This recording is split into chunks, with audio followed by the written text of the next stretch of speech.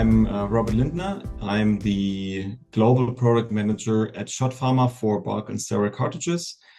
I've been with SCHOTT for 6 years now, and I'm really focusing on, especially primary packaging, but also secondary packaging technologies for aseptic production, everything around glass science. And my scientific background is really all about surface analysis and also surface modification.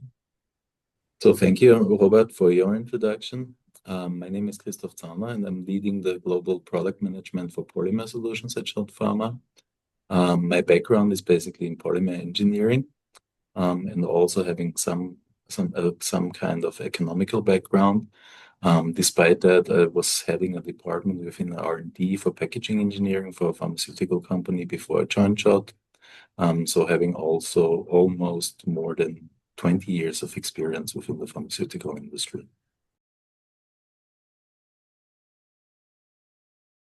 It's a very valid point that you made, right? Stating that biologics are highly sensitive and have, let's say, so-called special needs, right? Compared to, let's say, typical small molecule drugs. And at least from a primary packaging perspective, I think the trends are quite clear. So glass with a controlled hydrolytic resistance in order to enhance the chemical durability of the glass and also keep the pH stable over the shelf life. And then I think a very crucial part when looking at ready-to-use packaging is really the siliconization technology that is being used. So there, for example, in our ready-to-use cartridges, we are using a baked-on process, and there's also a lot of recent data showing that the silicon migration is really low. So even over extended shelf life, the baked-on process is really superior, and that is, of course, highly crucial for sensitive biologics. Yeah, and building on Robert's points on the importance of material science, I would like to also highlight that the polymer cartridges might be a new option especially for biologics. Because based on our knowledge we already have on prefilled syringes made out of polymer, so made out of that cycloolefin copolymer, we leverage the same features also with our cartridge portfolio. As mentioned, it's made out of cycloolefin copolymer. And we also have a very inert surface with extremely low levels of free silicon because we have a cross-linked siliconization, and therefore the potential of silicon interaction is also rather low. Despite that, there's a different level of extractables and leachables, so there's no heavy metals and no ions in the entire manufacturing process. And we do have a different level of sterilization, while glass cartridges at SCHOTT are sterilized by hot steam. The polymer cartridges are sterilized by X-ray.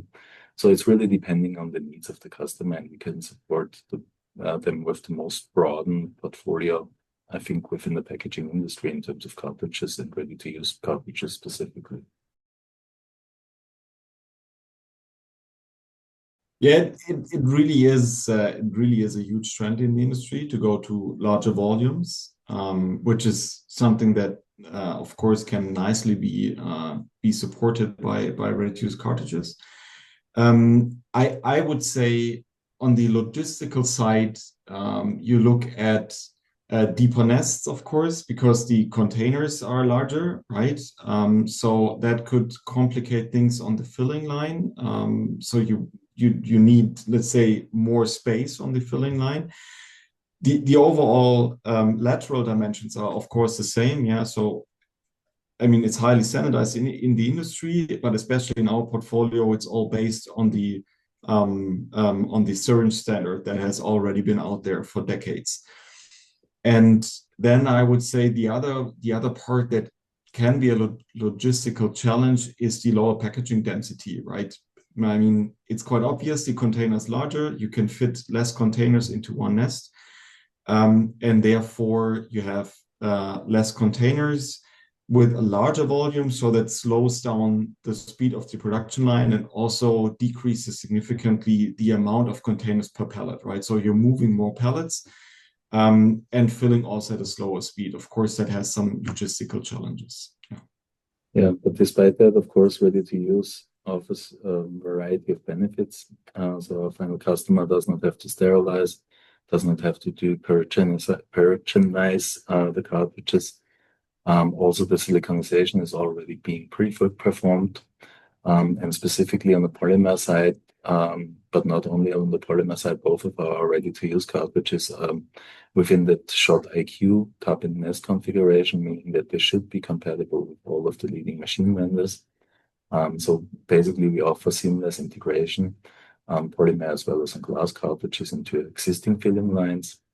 And that would enable customers for utilizing, for example, multi-purpose filling equipment, running vials, cartridges, syringes, all the same machinery, with a rather low investment and gaining more flexibility. So again, we try to consult our customers towards the best material of choice and to the specific needs.